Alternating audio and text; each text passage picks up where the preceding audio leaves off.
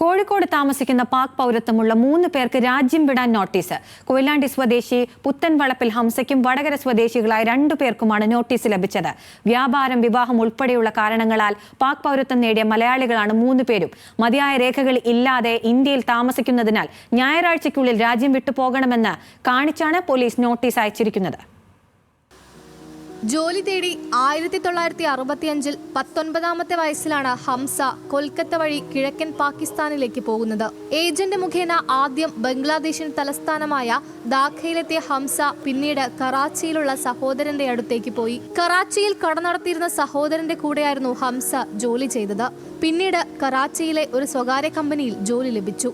1971-ലെ India Pakistan യുദ്ധത്തിന് ശേഷം 1972-ൽ നാട്ടിലേക്ക് വരാൻ പാസ്പോർട്ട് ആവശ്യമായി വന്നപ്പോഴാണ് ഹംസ പാക് പൗരത്വം സ്വീകരിച്ചത്.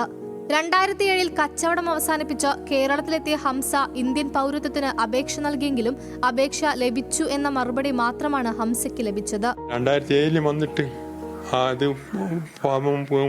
വക്കീലിന്റെ മുഖാന്തരം അയച്ചിരുന്നു ഡൽഹിയിലേക്ക്.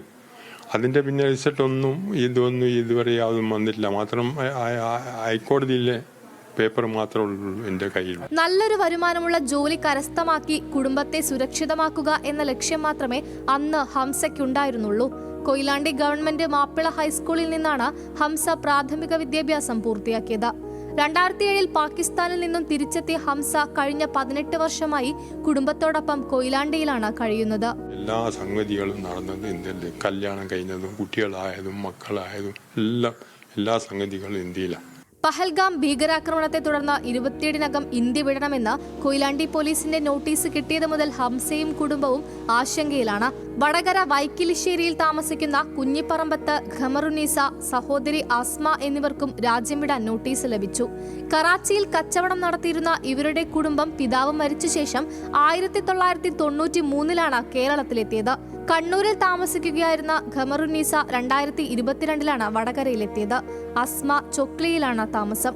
2024-ൽ വിസയുടെ കാലാവധി കഴിഞ്ഞതിനാൽ വിസയ്ക്ക് അപേക്ഷിച്ചെങ്കിലും ലഭിച്ചില്ലെന്നാണ് ഇരുവരും പറയുന്നത്. ന്യൂസ് മലയാളം, കോഴിക്കോട്.